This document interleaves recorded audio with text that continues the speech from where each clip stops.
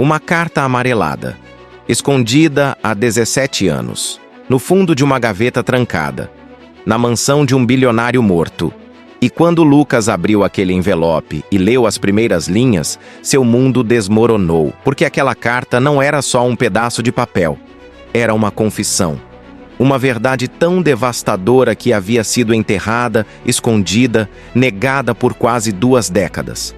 E agora que ela estava nas mãos dele, tudo ia mudar.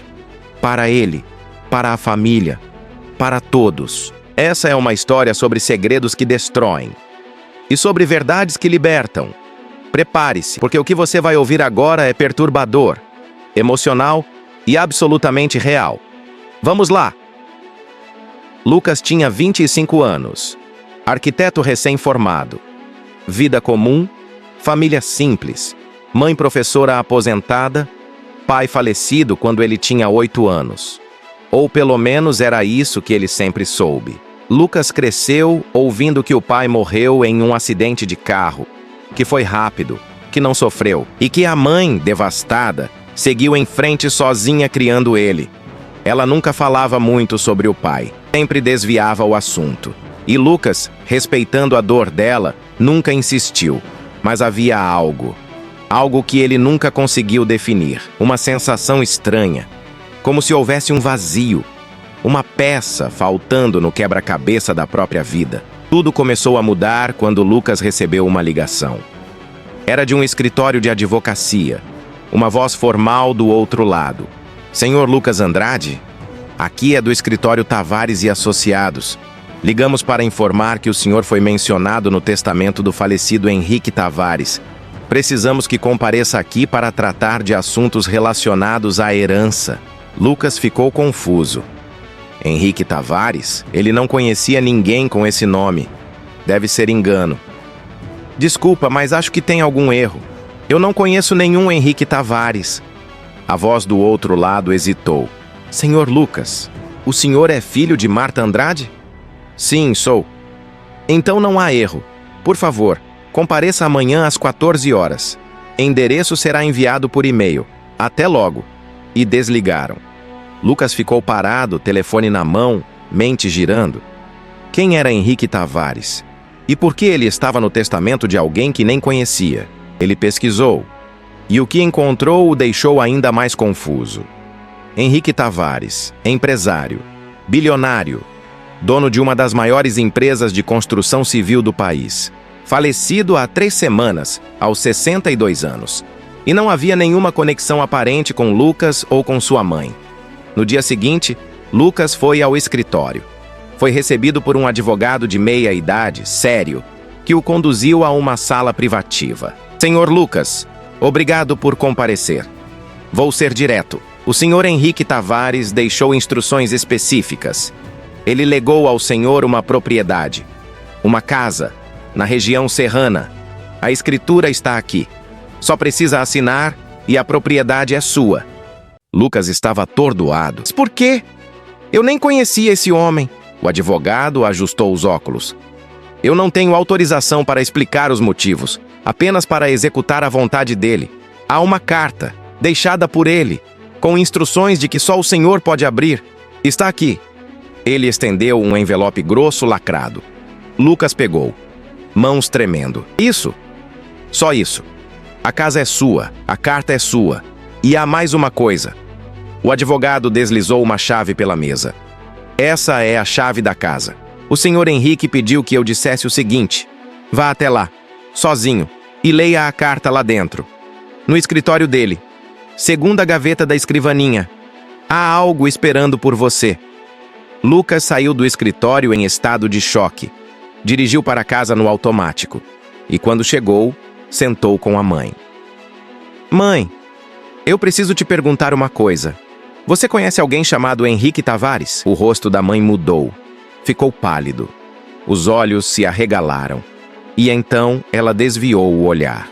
Por que você está perguntando isso? Porque ele morreu e deixou uma casa para mim e uma carta. E eu não entendo nada. Quem era ele, mãe? Marta ficou um silêncio pesado. E então, com a voz trêmula, disse: Lucas, tem coisas que eu nunca te contei. Coisas que eu enterrei porque achei que era o melhor. Mas se ele deixou algo para você, então talvez seja a hora de você saber a verdade. Mas não vou ser eu a te contar. Vai até essa casa. Lê o que ele deixou. E depois, se você quiser conversar, a gente conversa. Lucas sentiu um frio na espinha. Mãe, que verdade? O que você está escondendo? Mas Marta levantou, lágrimas nos olhos, e saiu da sala. Lucas ficou ali, sozinho, com o envelope na mão, e a certeza de que sua vida estava prestes a mudar para sempre. Lucas dirigiu até a serra. A casa ficava isolada, no meio de um terreno enorme, cercada por árvores, silenciosa, imponente, mas não ostensiva. Era elegante, de bom gosto, o tipo de lugar que alguém com muito dinheiro construiria, não para impressionar, mas para ter paz. Lucas abriu a porta com a chave. O cheiro de casa fechada, móveis cobertos, silêncio absoluto. Ele caminhou pelos cômodos, sala, cozinha, quartos, tudo impecável, preservado, como se alguém tivesse saído e nunca mais voltado. E então ele encontrou o escritório, uma sala ampla, estantes cheias de livros, uma escrivaninha de madeira maciça no centro, quadros nas paredes e algo que fez Lucas parar, uma foto, emoldurada, na parede acima da escrivaninha. Era dele, Lucas, com uns 7, 8 anos, brincando em um parque, sorrindo. Ele se aproximou, tocou o vidro da moldura. Como aquele homem tinha uma foto dele, Lucas sentou na cadeira da escrivaninha, respirou fundo e abriu a segunda gaveta. Lá dentro havia outro envelope, maior, mais grosso. Em cima, escrito à mão com caneta azul. Para Lucas. A verdade é que eu nunca tive coragem de te contar pessoalmente. Lucas abriu. Dentro, havia várias folhas, escritas à mão. A letra trêmula, mas legível. Ele começou a ler. Lucas, se você está lendo isso é porque eu morri. E finalmente tive a coragem de fazer o que deveria ter feito há muito tempo. Meu nome é Henrique Tavares. E eu sou seu pai. Lucas sentiu o ar sumir dos pulmões. Continuou lendo. Eu sei que isso deve ser um choque. Eu sei que sua mãe provavelmente te contou que seu pai morreu. E de certa forma, ela estava certa. Porque o homem que eu era quando você nasceu morreu naquele dia que eu cometi o maior erro da minha vida. Eu abandonei você. Eu te conheci, Lucas. Segurei você nos braços quando tinha 3 dias de vida. Olhei nos seus olhos e senti algo que nunca tinha sentido antes. Amor incondicional, mas eu tinha medo. Medo de não ser bom o suficiente. Medo de falhar. Medo de não saber ser pai. Eu era jovem, tinha 23 anos. Estava começando o meu negócio. E quando sua mãe engravidou, eu entrei em pânico. Ela queria que eu assumisse, que a gente construísse uma família. Mas eu fugi. Dei dinheiro. Paguei as despesas. Mas nunca assumi. E um dia, eu simplesmente desapareci. Mudei de cidade. Cortei contato. E deixei vocês dois sozinhos. Sua mãe tentou me encontrar. Tentou me fazer assumir responsabilidade. Mas eu me... Usei meu dinheiro e minhas conexões para desaparecer. E construí um império. Fiquei rico, poderoso, mas vazio. Porque não importava quanto eu acumulasse, sempre havia um buraco, um peso, a culpa de ter abandonado você. Lucas estava tremendo, lágrimas escorrendo. Ele continuou lendo. Eu te acompanhei de longe, sempre. Contratei investigador particular, recebia relatórios, fotos, sabia onde você estudava, suas notas, seus amigos. Vi você crescer, vi você se formar e me orgulhei, mas sempre de longe, porque eu era covarde demais para aparecer e enfrentar o que eu tinha feito. Eu pensei várias vezes em te procurar, em me apresentar, em pedir perdão, e sempre tinha uma desculpa, sempre adiava, até que fui diagnosticado, câncer, terminal, e de repente, o tempo acabou, e eu percebi que ia morrer sem nunca ter tido coragem de olhar nos seus olhos e dizer: eu sinto muito, eu errei, e eu te amo. Então eu fiz o que pude. Deixei essa casa para você. Deixei essa carta. E deixei algo mais. Lucas virou a página. Havia um endereço e uma instrução. No porão dessa casa há um cofre. A combinação é a data do seu nascimento. Dentro dele você vai encontrar tudo: fotos, cartas que escrevi mas nunca enviei, e documentos. Documentos que provam tudo o que eu te disse, e mais. Documentos que vão te mostrar quem eu realmente fui e quem eu poderia ter sido. Lucas, eu não espero perdão. Eu não mereço. Mas eu espero que você saiba que eu nunca esqueci você. Que eu sempre te amei. Mesmo de longe, mesmo sendo covarde. E que se eu pudesse voltar no tempo, eu teria feito diferente. Eu teria ficado. Eu teria sido o pai que você merecia. Desculpa. Por tudo. Com amor eterno, Henrique Tavares, seu pai. Lucas desabou. Chorou. Sozinho naquele escritório. Chorando por um pai que nunca conheceu. Mas que sempre esteve lá. Invisível. Distante, mas presente de alguma forma estranha. Lucas não sabia quanto tempo ficou ali, sentado, processando. Podiam ter sido minutos, podiam ter sido horas, mas eventualmente ele se levantou, secou as lágrimas e desceu até o porão. Encontrou o cofre, grande, de aço, digitou a combinação, a data do seu nascimento, e o cofre abriu com um clique pesado. Lá dentro, exatamente como Henrique havia dito, estavam os documentos. Lucas pegou tudo, subiu, espalhou na mesa do escritório e começou a ler. Havia fotos, dezenas delas. Lucas bebê, Lucas criança, Lucas adolescente, todas tiradas de longe, de ângulos que ele nunca percebeu. Henrique realmente o acompanhou a vida inteira. Havia cartas, escritas ao longo de 17 anos, todas endereçadas a Lucas, mas nunca enviadas. Em cada uma, Henrique falava sobre a vida, sobre arrependimentos, sobre o vazio de ter tudo, mas não ter o que realmente importava. Uma das cartas dizia: Lucas, hoje você fez 8 anos, e eu vi de longe sua festa de aniversário. Sua mãe fez bolo. Seus amigos cantaram parabéns, e você sorriu. Aquele sorriso que ilumina tudo. E eu queria estar lá, queria te abraçar, queria cantar junto. Mas não posso, porque eu perdi esse direito. E a dor disso é maior do que qualquer sucesso que eu já tive. Lucas chorou lendo. Cada carta era uma punhalada, mas também era algo mais. Era conexão, era saber que, de alguma forma, ele não tinha sido esquecido. E então ele encontrou os documentos legais, certidão de nascimento, com o nome de Henrique Tavares como pai. Lucas nunca tinha visto isso. Sua mãe sempre disse que o pai havia morrido antes de registrá-lo. Mas ali estava, preto no branco. Henrique era legalmente seu pai. Havia também comprovantes de transferências bancárias. Henrique depositava dinheiro, mensalmente, em uma conta. Durante 17 anos, Lucas não sabia dessa conta. Então ele pegou os dados e ligou para o banco. Confirmaram. Havia uma conta em nome dele, com saldo acumulado, muito dinheiro. Henrique tinha depositado fielmente todo mês durante quase 2 décadas. E Lucas nunca soube. Sua mãe nunca mencionou. E então Lucas entendeu. A mãe sabia. Ela sempre soube.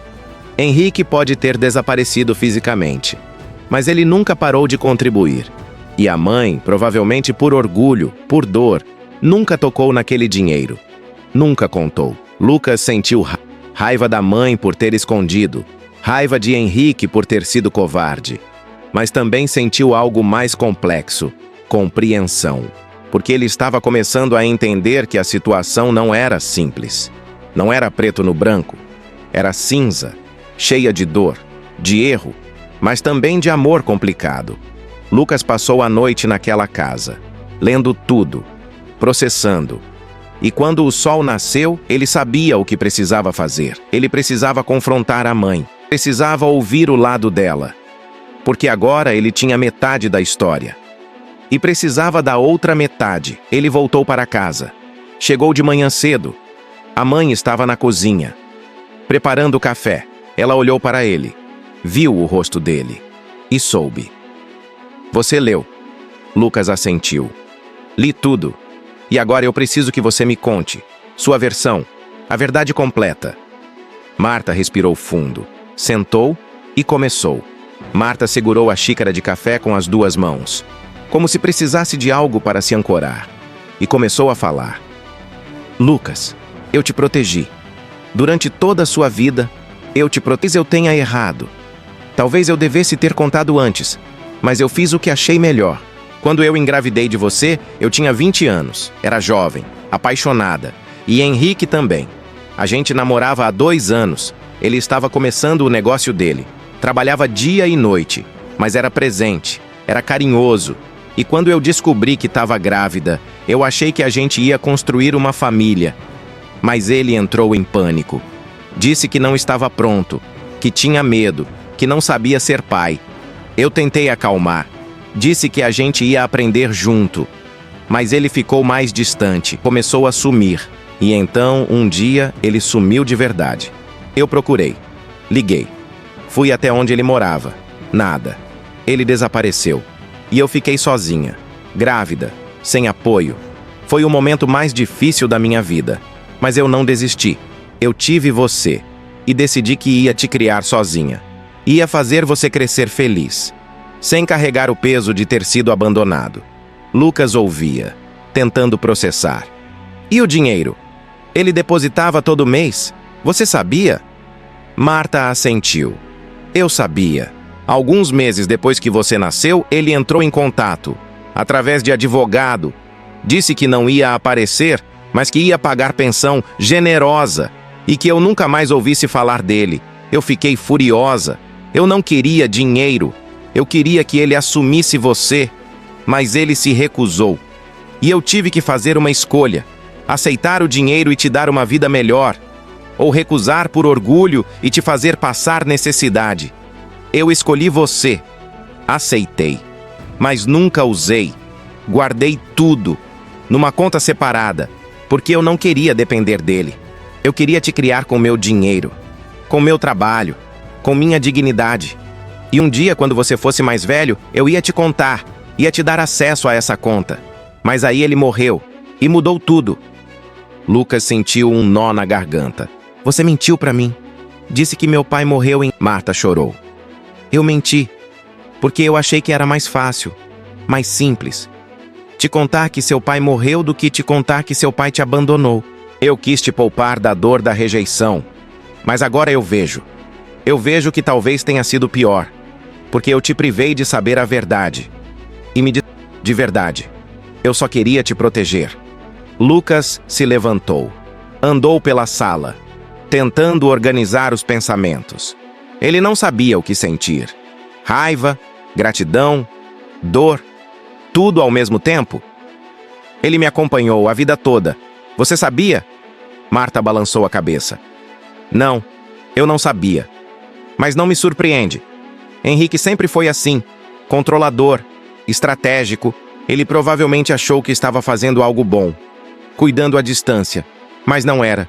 Porque o que você precisava não era de dinheiro, era de presença, era de... Lucas sentou de novo.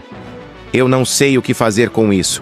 Não sei se perdoo ele, não sei se perdoo você, não sei nada. Marta segurou a mão dele. Você não precisa saber agora. Você acabou de descobrir. Processa, sente. E quando estiver pronto, você decide. Se quer perdoar, se quer seguir em frente, se quer deixar isso no passado. Mas uma coisa eu te peço. Não deixa isso te definir. Não deixa o erro dele, o meu erro, estragar quem você é. Você cresceu incrível, generoso, trabalhador. E isso não foi por causa dele. Foi apesar dele. Foi por causa de você. Então, não deixa isso te quebrar. Lucas assentiu e abraçou a mãe, porque no fim, ela estava ali. Sempre esteve. E isso algo. Valia muito. Os meses seguintes foram de processo. Lucas voltou várias vezes à casa na serra. Leu todas as cartas. Olhou todas as fotos. Tentou conhecer o pai que nunca teve através dos rastros que ele deixou. E aos poucos, algo mudou. A raiva foi dando lugar a algo mais complexo. Compreensão. Não justificativa, mas compreensão. Lucas percebeu que Henrique não era vilão. Era humano, falho, covarde, mas humano. E que ele carregou a culpa a vida inteira. E que isso, de certa forma, foi a punição dele. Ele teve tudo, menos o que mais importava.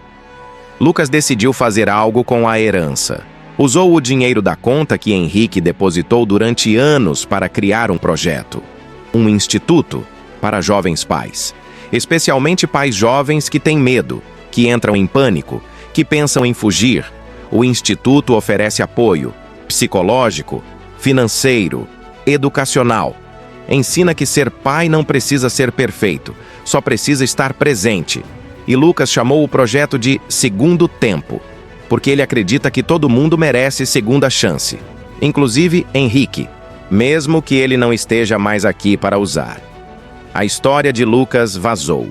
Mídia pegou e rapidamente viralizou. A história do filho abandonado que descobriu a verdade 17 anos depois e transformou dor em propósito. Ele foi convidado para entrevistas, para contar. E sempre que contava, terminava da mesma forma. Segredos destroem. Eles corroem de dentro. Corroem quem guarda e quem é guardado de. Minha mãe tentou me proteger escondendo a verdade. Meu pai tentou se proteger fugindo dela. Mas no fim, a verdade sempre vem à tona. E quando vem, dói. Mas também liberta. Eu passei anos sem saber quem era meu pai. E quando descobri, foi devastador. Mas também foi libertador, porque eu sei. Agora eu tenho a história completa. E posso escolher o que fazer com ela. E eu escolho não repetir os erros dele. Eu escolho estar presente. Eu escolho não fugir. E eu escolho transformar essa dor em algo que ajude outros. As palavras de Lucas tocaram milhões. Pais que haviam abandonado filhos começaram a procurar o instituto, pedindo ajuda, querendo reconectar. E Lucas ajudava, mediava, porque ele sabia que reconexão é possível, que perdão é possível, mas só com verdade e com presença. Marta e Lucas reconstruíram a relação, mais forte, mais honesta, porque agora não havia segredos, havia apenas verdade. E verdade, por mais dolorosa que seja, é sempre melhor que mentira confortável. Lucas hoje tem 30 anos, continua arquiteto, mas também dirige o instituto e vive na casa que Henrique deixou. Não por obrigação, mas por escolha, porque ali ele se sente conectado. Conectado com um pai que nunca conheceu, mas que, de forma estranha, sempre esteve lá. E toda vez que alguém pergunta se ele perdoou Henrique, Lucas responde: perdoar não significa esquecer. Não significa justificar. Significa liberar. Liberar a raiva, liberar o peso e escolher seguir em frente sem carregar isso. Eu perdoei meu pai, não porque ele merecia, mas porque eu merecia paz. E carregar raiva só me machucava. Então eu soltei. E quando soltei, consegui respirar de novo. A história de Lucas nos ensina algo fundamental: que segredos têm prazo de validade, que verdade, por mais enterrada que seja, sempre encontra caminho para a luz, e que quando finalmente vem à tona, temos escolha. Podemos deixar ela nos destruir, ou podemos usá-la para nos reconstruir. Lucas escolheu reconstruir, e no processo salvou não só a si mesmo, mas centenas de outras famílias. Porque ele provou que não importa quanto tempo passou, não importa quanto dói, a verdade sempre vale a pena, sempre liberta, sempre transforma. Se essa história te tocou, se você acredita que verdades ocultas precisam vir à luz, que segredos destroem, mas honestidade liberta, que todo mundo merece conhecer sua própria história, então se inscreva agora no canal Status Bilionários. Toda semana trazemos histórias reais de revelações, de verdades escondidas, de pessoas que enfrentaram o passado e se libertaram.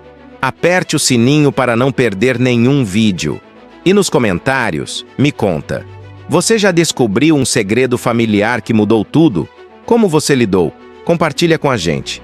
Porque aqui, toda verdade importa. Todo segredo pode ser libertado. E toda história merece ser contada. Te vejo no próximo vídeo.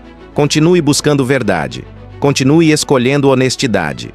Porque no fim é sempre isso que liberta.